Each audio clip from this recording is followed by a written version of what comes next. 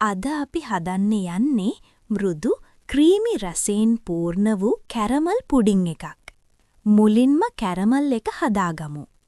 වියලි පෑන් එකකට සීනි දාලා අඩු උෂ්ණත්වයකින් සෙමින් රත් කරන්න.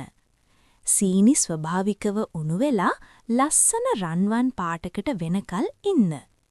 කැරමල් සූදානම් වුණාම ඉතා සැලකිලිමත්ව පුඩින් මෝල්ඩ් වලට දාලා පතුල සම්පූර්ණයෙන්ම ආවරණය වෙන්න ටිකක් හරවන්න. ඊළඟට ඒවා තරමක් සීතල වෙන්න තබා ගන්න.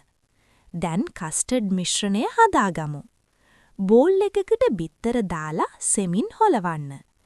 ඊට සීනි, කිරි සහ වැනිලා එසන්ස් ටිකක් එකතු කරන්න. බුබුලු හදවන්න නැටිව සෙමින් මිශ්‍ර කරන්න. මෙයයි මෘදු සිනිදු පුඩින් එකකට රහස.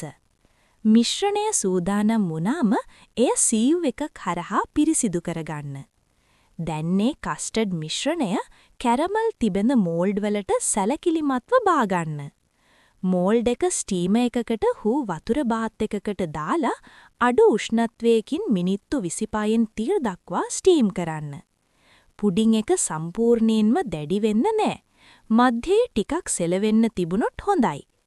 පිසින ලද පසු පුඩින් සම්පූර්ණයෙන්ම සීතල වෙන්න දාලා අවම වශයෙන් පැය 2ක් ෆ්‍රිජ් එකේ තබා ගන්න. සර්ව් කරන වෙලාවේ අල්ලුවෙන් වටේ සෙමින් වෙන් කරලා පිඟානකට හරවන්න.